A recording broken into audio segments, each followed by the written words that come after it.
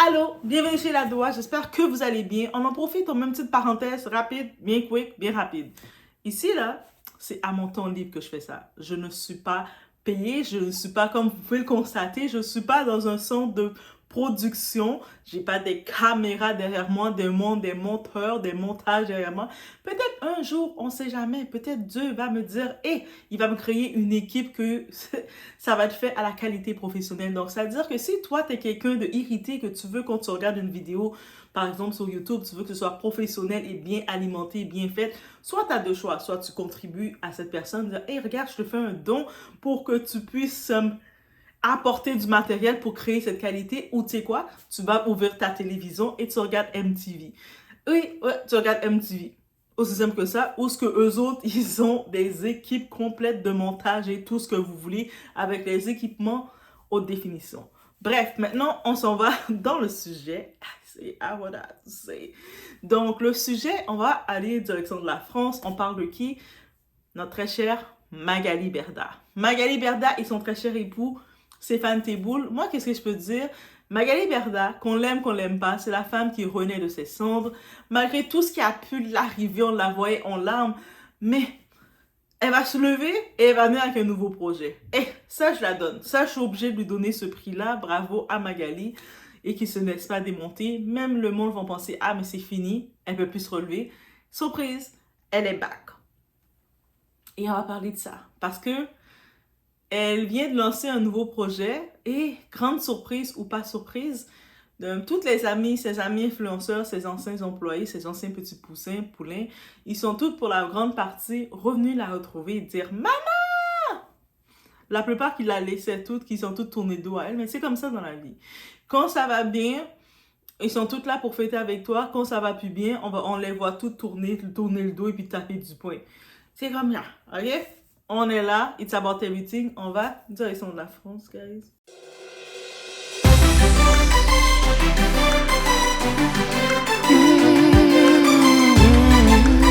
Application qui s'appelle BrightMe. Une application mobile que j'ai imaginée avec mon équipe, avec mon agence, avec un ami, un développeur.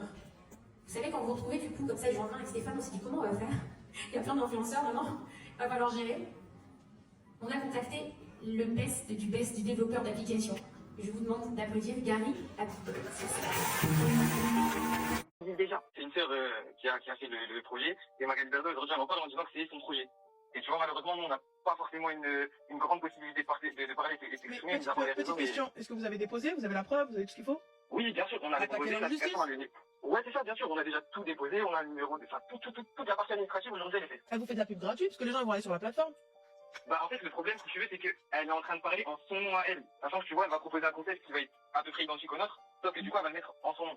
En fait, nous, la plateforme, on l'a créée il y a plus d'un an. Tu vois, ça a démarré il y a plus d'un an. Et elle est sortie là, j'ai fait un pré-lancement le 15 août. Elle est sortie depuis le 15 septembre.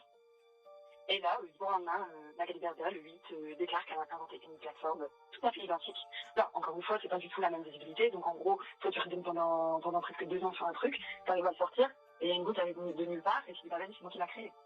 Je sais pas, en fait, tu vois. Non, moi j'entends totalement, mais là, en fait, elle vous fait de l'ombre apparemment, c'est ça, si j'ai bien compris.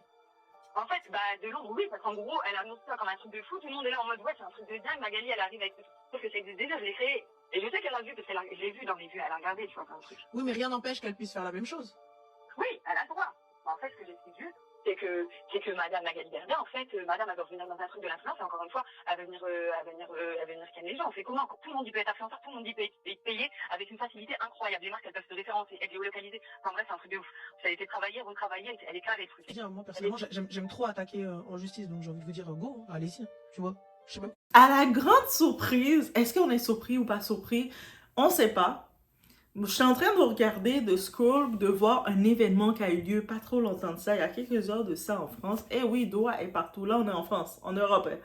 Donc, justement, on parlait de cet événement, un bel événement, vous savez, qui est fait pour le lancement d'un nouveau produit, une application BrightMe. J'ai pas trop compris c'était quoi cette application en fait. Bref, mais c'est une application qu'elle lance, qu'elle a investi dedans. Elle a son ami, son très bon ami, un chercheur. Ah, il faut chercher comme partenaire un chercheur. Je pense que pour aider le développement de Doha, je vais me chercher comme partenaire un chercheur qui fait des editing, et puis en échange, on va faire un échange de services. Pourquoi pas, je mets l'annonce. Bref, elle a lancé le tout, on a pu voir, grande surprise ou pas, il n'y a rien de surprenant, on a pu voir des jazz, son mari Laurent, on a pu voir, comment s'appelle, Maïsan, l'amie de Carla. On n'a pas vu nécessairement Kevin, ben, on s'en fout, mais on sait que Kevin, techniquement, il est par alliance relié à Magali parce que c'est le cousin le mari de Stéphane, le mari de Magali. Bref, on connaît les informations. Il y avait eu un moment de droit de réponse, le monde lui parlait, waouh, qu'est-ce que tu penses de tous ces influenceurs qui t'ont tourné le dos quand ça n'allait pas bien? Là, tu les revois venir manger dans tes mains. Elle a dit, ah, mais c'est comme ça. Elle utilise, Magali, qu'on veuille pas, elle a l'art. Elle a l'art de son marketing. Et puis, même si au fond de son cœur, on sait qu'elle pense autrement, mais elle a fait, mais tu sais, c'est sûr, eux autres aussi avaient leurs problèmes, je les pardonne. Moi, je suis là pour avancer. Ah, Magali, bon speech. Quand j'ai vu ça, j'ai fait, on doit prendre l'exemple sur elle. Ok, Magali, là, je l'ai trop sous-estimée. Mais, par contre, comme vous avez pu voir, il y a un petit bémol. Quand je regarde comme ça, dans l'émission de, comment elle s'appelle? C'est une dame, une coach qui reçoit des témoignages des gens et des créateurs qui ont fait aussi depuis 1 an une application. En tant que tel, ils accusent, ils font quand même des grosses accusations. Ils accusent Magali de les avoir volé leur idée et tout ça. Mais en vrai, c'est simple. Si tu as la preuve depuis 1 an que tu as déjà lancé cette application qu'elle fait et que c'est votre idée, vous allez poursuivre. Vous avez votre patente, vous avez enregistré et c'est ça l'important. Dans le monde où ce qu'on est, on n'a pas le choix de protéger nos projets, nos idées. Donc, quand tu as des idées, tu as des projets ou tu as quoi que ce soit, tu n'as pas le choix de le protéger. Comme même si des fois, et puis c'est pour ça que tu peux pas non plus, si tu as un projet, tu as une idée, tu peux pas trop l'annoncer sur les réseaux tant que c'est pas enregistré. Parce que malheureusement, il y a toujours un petit zigoto qui va venir le copier. Des fois, les zigotos, c'est souvent eux qui ne t'encouragent pas, qui ne mettent pas de like, qui ne mettent rien du tout. Peut-être des fois, s'ils sont des vermines, ils vont mettre des commentaires bizarres et que toi, tu vas devoir les signaler pour les retirer de ton espace. Parce que je suis pas payée assez pour t'écouter ta négativité, guys. Mais bref. Mais sinon, en vrai, quand vous avez des idées, des projets ou quoi que ce soit, même si ça peut sembler être une petite idée, un petit projet que vous avez, vous faites la méthode simple. Vous prenez un cahier, votre cahier de sketch, vous prenez un cahier, ok? Là, vous avez votre cahier et vous prenez un crayon, que je ne trouve plus mon crayon, mais bref, vous prenez un crayon, vous écrivez vos idées dans le cahier. Vous faites toutes les graphiques, tous les dessins que vous voulez faire, les logos que vous voulez faire dans votre cahier et vous le mettez à côté de vous dans le tiroir de votre table de chevet. Aussi simple que ça. Pourquoi vous faites ça? Pour éviter de dire, vous avez des projets qui sont visionnaires et peut-être c'est le projet que votre esprit vous a donné pour amener quelque chose. Vous faites l'erreur. On a tous fait au moins une fois cette erreur. Vous décidez de le partager, l'idée sur les réseaux aussi innocemment comme ça. Et là, il y a d'autres petits zigotos, d'autres petits esprits pervers qui vont venir, qui vont prendre votre idée et qu'est-ce qu'ils vont faire? Ils vont essayer de la faire, mais ça va rater. Parce que l'idée, quand on a une idée, même si quelqu'un la copie ou essaie de la reprendre, ça va jamais être la même façon que vous qui devait être le créateur. Mais c'est quand même, c'est décourageant. Donc, pour éviter ça, il faut le faire. Sinon, pour leur cas à eux, si j'ai bien compris, comme je vous ai laissé les écouter, si j'ai bien compris leur histoire, ils ont déjà lancé leur plateforme. Ils n'ont pas la même visibilité que Magali, on le comprend. Donc, on est un peu comme Magali, elle a une grosse visibilité avec tous les petits moutons, toutes les personnes de des communautés de tout le monde. Donc, et elle a de l'argent, elle a investi de l'argent, elle a prêté de l'argent, je sais pas. Elle a sorti la magie comme elle devait pour organiser un gros événement pour lancer sa plateforme. Maintenant, eux autres, là, ils ont leur patente. J'espère qu'ils l'ont enregistré. J'espère que limite que ce créateur-là, ce petit créateur l'a enregistré. Mais malheureusement, c'est la réalité. Donc, souvent, ceux qui ont des grandes plateformes, qui ont une grosse communauté, ils viennent voler le contenu des plus petits. Et puis là, ils viennent, ils le volent et puis ils donnent pas rien.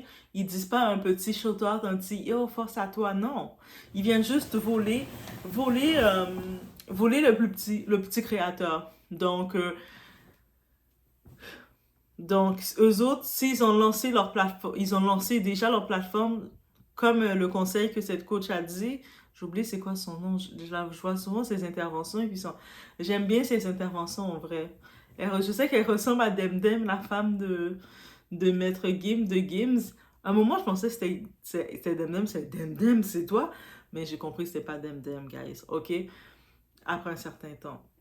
Mais j'aime bien ses conseils. Et puis c'est vrai, le conseil qu'elle a donné, c'est simple, c'est vrai. Je pense qu'elle s'appelle Janelle ou quelque chose, Brown. Quelque chose comme ça qu'elle s'appelle. Mais le conseil est vrai. Tu sais, vous avez les preuves, tu as la date quand tu as enregistré ta plateforme. Parce que pour faire une plateforme, une application, il y a un certain processus qu'il faut faire. Il y a des enregistrements quelque part qu'il faut faire. Les codes, les codages que tu as mis. Donc, tu prouves que ça vient de toi et tu vas. Mais toi, juste d'imaginer, Magali, elle revient avec un nouveau projet et son projet est déjà accusé d'être du plagiat.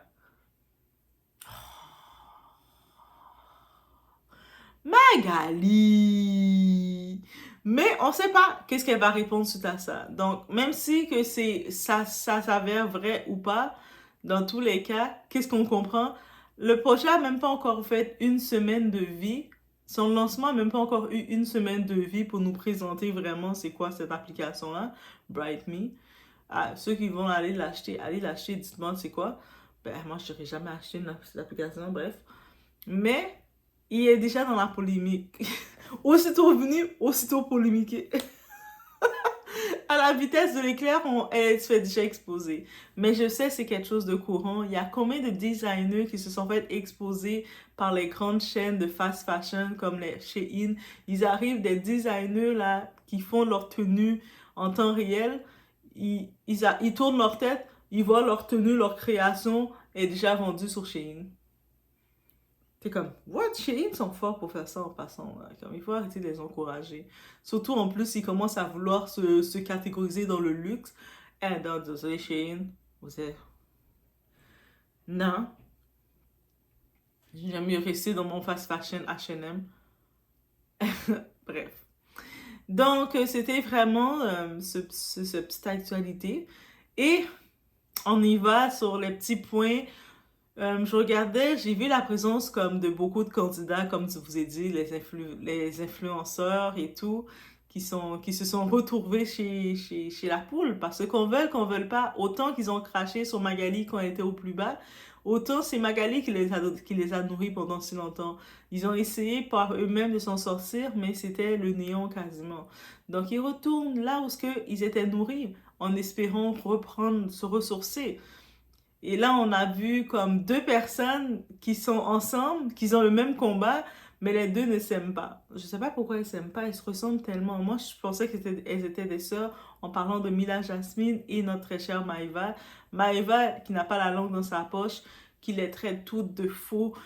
Vieux milieu, vous êtes des faux. Mais moi, je me rappelle, Maëva, il y a une époque, elle disait... C'est ma meilleure amie, elle était l'amie de tout le monde. Maëva, c'est elle qui a fait renaître cette phrase.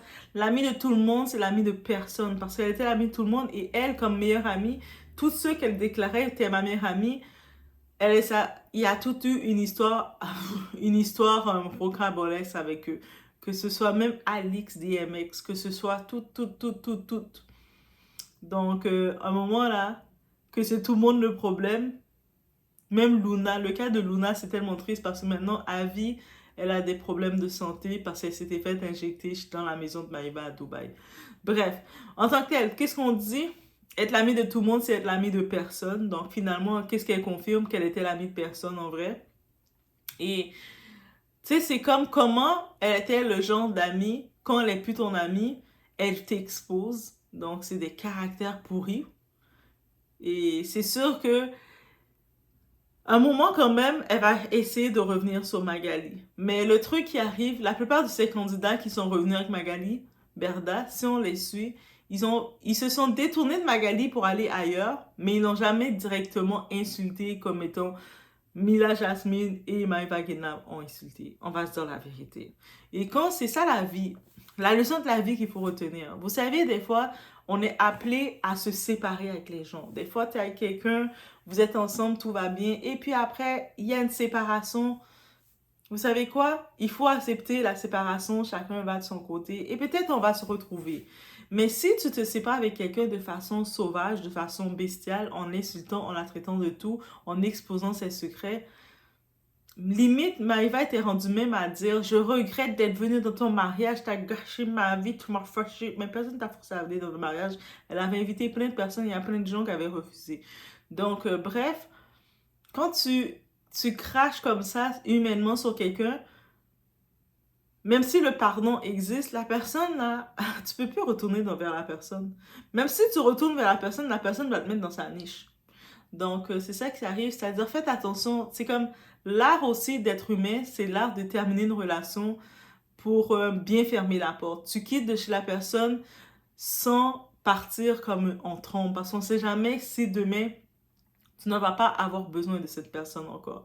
Ça arrive combien de fois que quelqu'un t'a accueilli chez elle? Oui, je donne un exemple comme ça. Combien de fois, par exemple, tu avais une copine qui vivait une situation compliquée. Toi, tu l'as accueillie chez toi, mais viens passer quelques temps chez moi, le temps que, tu sais, comme que tu te remettes un petit peu sur pied, tu trouves un plan. Et là, cette copine, elle arrive chez toi et commence à te voler tes trucs. Elle commence à faire des choses bizarres chez toi. Elle commence à raconter des choses bizarres. Elle commence à vouloir t'exposer et faire tout ça. Là, jusqu'à ce que ça devienne l'enfer, que tu la fous dehors. Mais après, cette copine qui est partie d'un mauvais sens, quelques années plus tard, quelques temps plus tard, elle a une autre situation, mais elle ne peut plus aller dans où elle est sortie en trombe. T'as quitté chez la personne de mauvaise foi, t'as quitté chez la personne en rabaissant la personne, en te moquant de la personne. Même si t'as un autre problème, cette personne-là, oublie ça. Même si, t'inquiète, je t'ai pardonné, mais tu rentres pas chez moi. Tu restes dehors, tu rentres pas chez moi. Et avec raison, des fois, là, il faut aussi faire attention à la fin d'une relation. C'est pas parce que la relation est terminée, peu importe les raisons, que... C'était juste le point que je devais dire, je sais pas pourquoi. Bref, je vous laisse sur ce. Sinon, qu'est-ce que vous pensez concernant notre très chère Magali Berda et les autres personnes qui ont appelé, qui sembleraient dire que Magali les a volés d'origine. Mais ça, ils se sont pas affichés, ils sont appelés, ils ont fait un témoignage. Moi, je dis que rendu là, il faudrait qu'ils s'affichent. Ils font, avec les réseaux sociaux, avec l'ère de TikTok, ils ont juste à faire une vidéo, présenter, dire voici, ça c'est notre plateforme, et puis ils font une compétition directe. Donc déjà, ça ferait sens. Sinon, c'est ça. Laissez-moi savoir ce que vous en pensez. Est-ce que vous pensez que Magali va vraiment s'investir comme dernière chance, on dirait, dans un nouveau projet, et elle se fait déjà accuser comme ça de plagiat? Et la chance de pas de chance, ça. Donc, je vous laisse sur ce. C'était nos nouvelles de la France. Quand tu es au plus bas, après il y en a qui reviennent, qui repartent, qui reviennent. Donc ma question c'est comment tu arrives à les convaincre de revenir? Comment tu fais pour... comment tu acceptes aussi que les gens reviennent?